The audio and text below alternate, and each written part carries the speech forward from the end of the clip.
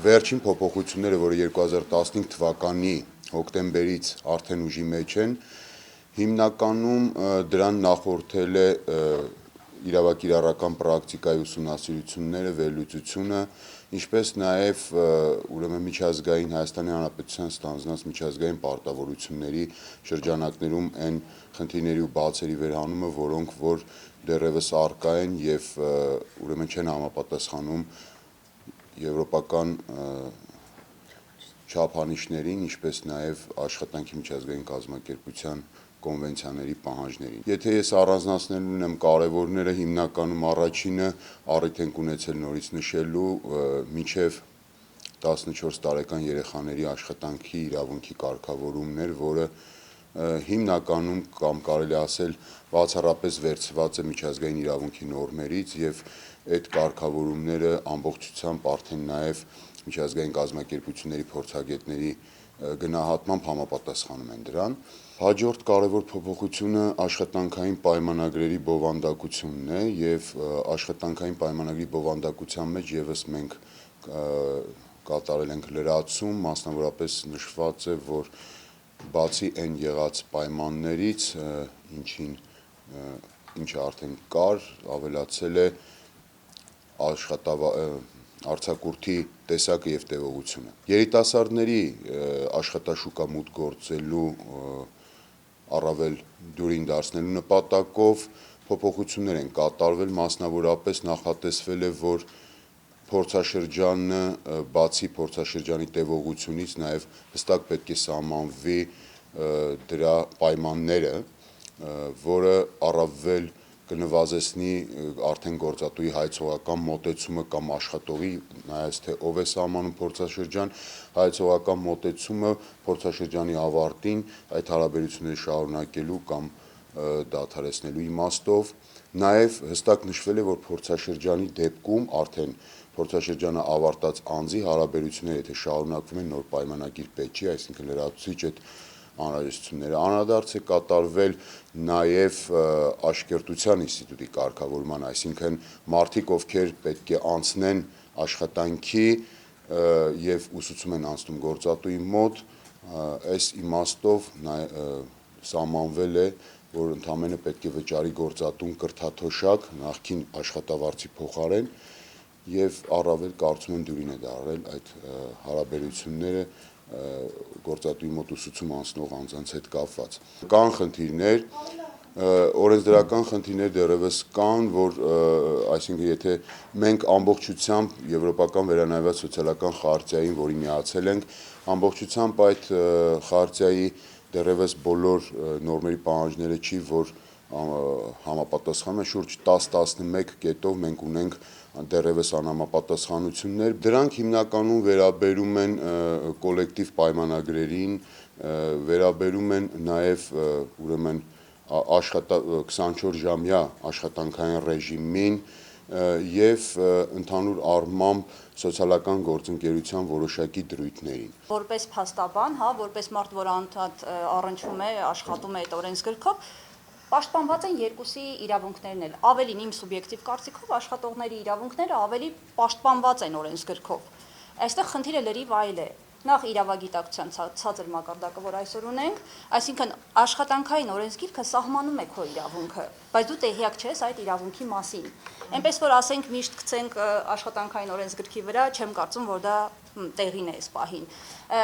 Ավելի շատ կարծում եմ, որ ուղղակի աշխատողները իրազեկված չեն իրենց աշխատանքային իրավունքների, ինչպես նաև պարտականությունների մասին։ Դա առաջինը։ Բնականաբար, եթե մարդը չգիտի, որ խախտվել է իր այս իրավունքը, չի էլ մտածում, որ կարելի է այդ իրավունքի պաշտպանության ուղղությամբ որևէ քայլ ձեռնարկել։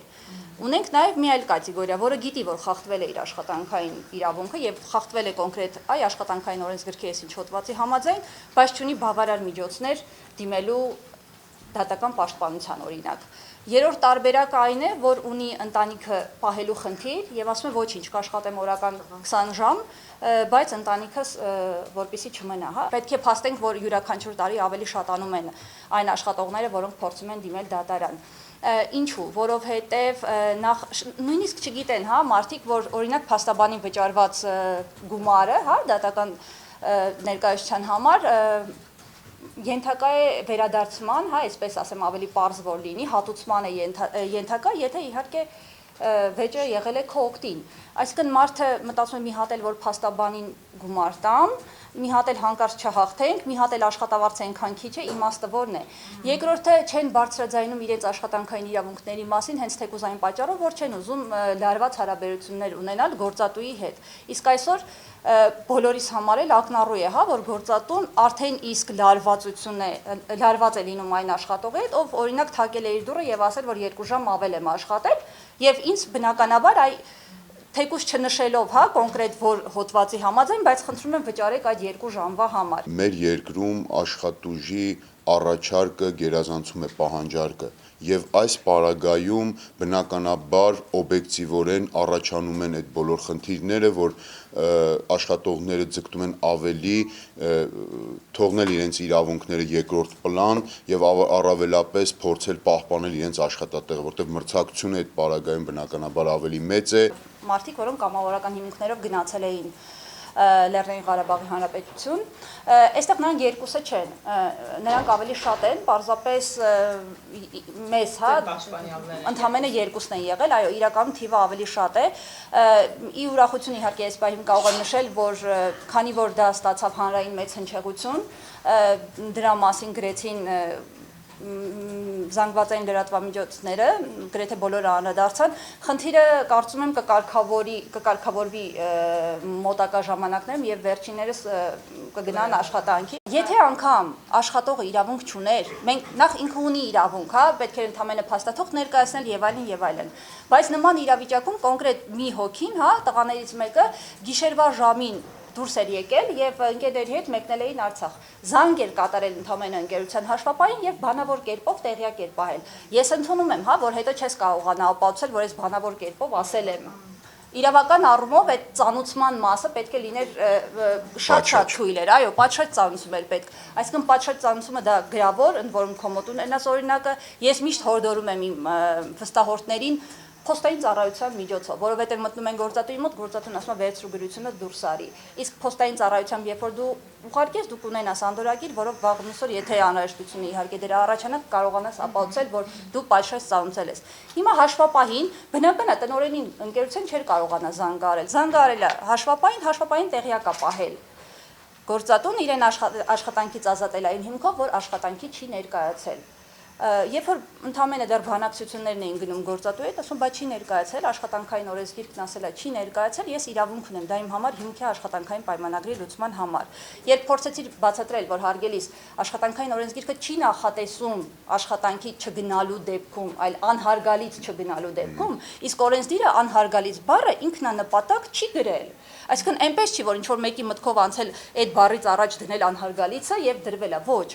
Դա շատ պետք է անպայման գնահատման